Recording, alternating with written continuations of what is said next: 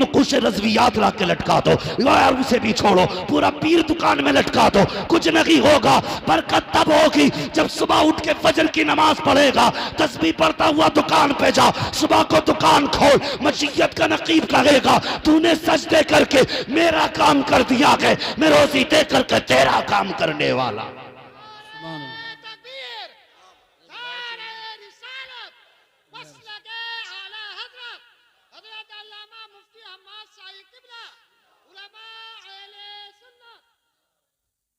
समझ गए मेरी बात? दुकान कब खोलोगे?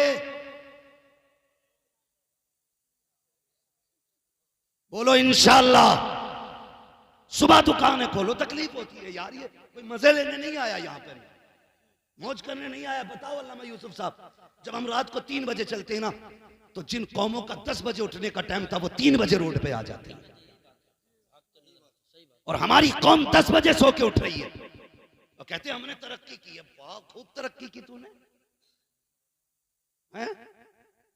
10 बजे सो के उठ रहे, और इधर उधर से ना मार के ना दौलत बिल्डिंग बना के खड़ी कर दी, फिर मौज में सो के कह रहे अल्लाह का करम ना होता तो बिल्डिंग थोड़ी खड़ी होती।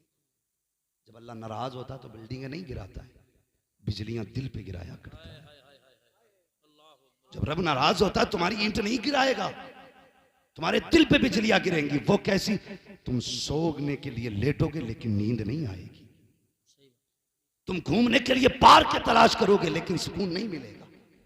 यकीन जाने पैसों से बिस्तर खरीदे जा सकते हैं लेकिन नींदें नहीं। बेशक पैसे के जरिए गार्डन का टिकट मिल सकता है लेकिन सुख नहीं। हाँ, यही वजह है आज हमारे हालात देखिए। बंदा एतकाद कितने कमजोर हो गए, कितने कमजोर हो गए। आज निकाह का मौका, ये बात भी कर जाओ, इजाजत है? तो नहीं मानेंगे। सिर्फ वही बोल रहे हैं जिनकी हो गई है, जिनकी नहीं हुई है वो बोलने तैयार नहीं। पता नहीं मौलवी कहीं घाटे का सौदा ना करके जाए। है ये एतकाद की कमजोरियां हैं हमारी। अकीदे कमजोर हो गए जो ससुर से मांगने पे लगे। हाँ, गलत बात नहीं कह रहा हूं। जाओ, जो तुम्हारे गांव का सबसे बड़ा ठेकेदार हो ना, सबसे बड़ा पैसे वाला हो, बेटे की शादी नहीं हुई है ना, तो जाके देखना उसने बेड कब खरीदा था, उसके घर में सोफे नए हैं कि नहीं। हमने बड़े बड़े जमींदारों को देखा, वो इसलिए नहीं खरीदते बेड कि लल्ला को जहेज में मिलने वाला है। जब भी गाड़ी लागा सेकंड हैंड ही लागा कि लल्ला को नहीं मिलेगी। हाँ, अब तो बड़ी लंबी नियतें हो रही हैं। बुलेट क्या, अब तो बुलेरो पे कहानी पहुंच गई है। बुलेट वो चलाएगा जिसके दोनों पैर होंगे, और बुलेरो में वो बैठेगा जो कतई मोहताज होगा। हैं? हालात देखिए, क्या मैं गलत नहीं कह रहा हूं। इल्ला माशाअल्लाह ज़हने देखें हमारी ज़हनियत। हमने इसलिए सोफे नहीं खरीदे कि बेटे को मिलने वाले, दादी के जहेज के मिले हुए बर्तन। एक जगह तकरीर करने गए ना, तो एल्युमिनियम का तबाक, उसमें 36 गड्ढे। हमने कहा ये कब का? कि हमारी अम्मा के जहेज का है, और खुद पोतों वाला था। कह रहे अम्मा के जहेज का, इतने पुराने चला रहे लेकिन नहीं ला सकते। हाँ, डिनर सेट नहीं लाएंगे खरीद के क्योंकि बेटे को मिलने वाला है। यह एतकाद हमारे कमजोर हो गए। भला तब नहीं होता जब ससुरालिये देते, भला तब होता है जब खुदा देता है। बेशक ये याद रखिए, भला तब होता है जब खुदा देता है। फिर ससुराल की तरफ मुंह करके बैठा, कब मिलेगा, कब मिलेगा। मोहल्ले वालों की गाड़ी से ड्राइविंग सीख रहा है क्योंकि ससुरालिये देने वाले। हमारी कौम की सच्चाई है। ड्राइविंग सीख रहा है कि यार बब्बू तू सिखा दिए, कहा क्योंकि मेरा रिश्ता हो रहा, चल गाड़ी की बात चल रही है। तेरे बाप ने खरीद के रख दी थी ना जायदाद, इसलिए हम करते हैं। भाई लड़की वाला अपनी मर्जी का मालिक, चाहे तो सारी जायदाद उठा के दे दे, उसकी मर्जी है। घर उठा के दे दे, उसकी बेटी है। तू कौन होता है डिमांड करने वाला? आज अल्लाह माफ करे, ये रिश्ते कराने वाले भी कम नहीं है। जब तक बेटे का रिश्ता नहीं होता पूरा हाव भाव बनाया जाता है, माहौल बनाया जाता। कहते हैं जी 90,000 कमा रहा लड़का, 80,000 इस महीने डाले हैं। खास करके बीच वाले को बुला के कहा जाता है सुन तो सही, रिश्ता बाद में कराना। तुझे पता है इस महीने की इनकम मेरे बच्चे की क्या थी? का 1,05,000 डाले गए। और जब इसी बेटे की शादी हो जाती है, फिर 4 लोग बैठ के कहते हैं समधी साहब जरा दामाद को समझाइए, आज तक 2 पैसे कमा के ला के ही नहीं दिए। अल्लाह मजाक हमारे पे, वो कुछ नहीं जी, वो तो हाव भाव बना रहे, वो खत्म था ही नहीं, खत्म कहां से होता। बेवकूफ बनाते ये बीच वाले लोग। काम अच्छा है लेकिन शराफत से करो, जो सच है वो बताओ। तुम्हारे झूठ की वजह से कितनी बच्चियां बेघर हो गई। जब बाप ने सुना 10 लाख लड़की वाला देने वाला, उसने 3 की बात की थी, 10 तो उसने कहे भी नहीं थे। फिर मेहनत करके 5 कर दिए, फिर भी 5 का कर्जमंद रह गया। फिर बेटी को मारा जाता है, फिर कहा जाता अपने बाप से कहे जहेज पूरा करे। अल्लाह अकबर। ओ यार, दुआओं में रब से बेटियां मांगा करो। कितनी हिम्मत वाली होती हैं बेटियां। तुमसे भी गुजारिश है बापो, जब बेटियों के रिश्ते करो तो देखभाल के रिश्ता किया करो, सोच समझ के रिश्ता किया करो। आंखें बंद करके बेटी न फेंका करो। ये मत देख के पैसे वाला है बेटी सुख में रहेगी, बात वाला के बेटी सुख में रहेगी। बेटियां सुख में अमीरों के घर नहीं रहती हैं, बेटियां सुख में दिल वालों के घर रहा करती हैं। ये जरूरी नहीं है जिन पे पैसा होगा वो सुख में रखेंगे, सुख में उसके घर बेटी रहती है जो खुदा से भी डरता है, मुस्तफा से भी डरता। सुभान अल्लाह, माशाअल्लाह, बहुत खूब।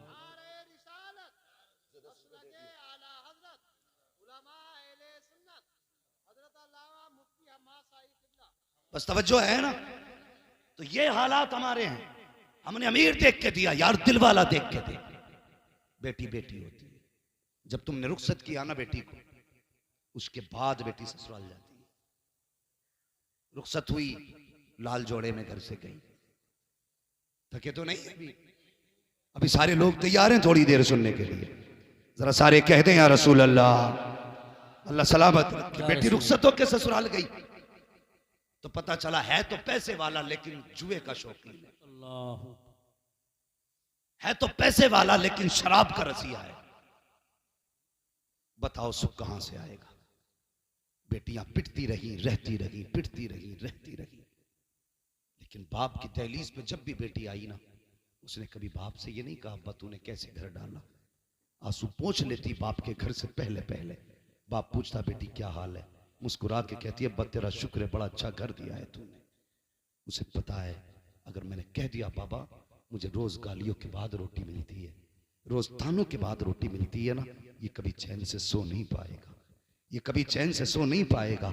अल्लाह अकबर। वो जानती है चैन से सो भी कैसे सकता है। उसे पता है जब मैं जवान हुई थी और इसको फिक्र हुई थी मेरी शादी की, तो मैंने इसकी आंखों में आंसू देखे। ये कीमती जहेज ना ला करके मुनासिब दामों का जहेज लेकर के आया, लेकिन मेरा चेहरा उतरा हुआ देखता था, मैं मुस्कुरा देती थी। बाप था समझ जाता था बेटी का दिल छोटा हो रहा है, लेकिन मुस्कुरा के कहता था बेटी दुख ना करना, इतना दूंगा जिंदगी भर ऐश करेगी। ये पूरी जिंदगी लगाता रहा। इसने मेहनतें करके जहेज दिया, हजार हसरतों मेहनतों लगने के बाद मुझे इज्जत से इसने रुखसत किया था। अगर आज इसे पता चल गया कि जिस घर में इसने डाला है मेरे घर के उस घर के अंदर मेरा सुख जा चुका है, चैन खत्म हो चुका है, तो ये बाप चैन से सो नहीं पाएगा। इसलिए मेरी गुजारिश है ए बाप तुमसे भी कहना चाहता हूँ, जब भी देखा करो कि रिश्ता करना है पैसे वाला ना देख, अगर देखना है खुदा वाला देखा करो, मुस्तफा वाला देखा करो। और तुम भी एमए पास ना देखो, बीए पास ना देखो। अगर बेटी ढूंढनी हो दीनदार देखा करो। ये पूछो कुरान आता है कि नहीं, नमाज पढ़ती है कि नहीं। अगर नेक बेटी लाओगे तो तावीज़ों की जरूरत नहीं होगी, कदम इसके आएंगे, करम खुदा का बरसना शुरू। सुभान अल्लाह, माशाअल्लाह, बहुत खूब। आज आग लगी है समाज में, आग।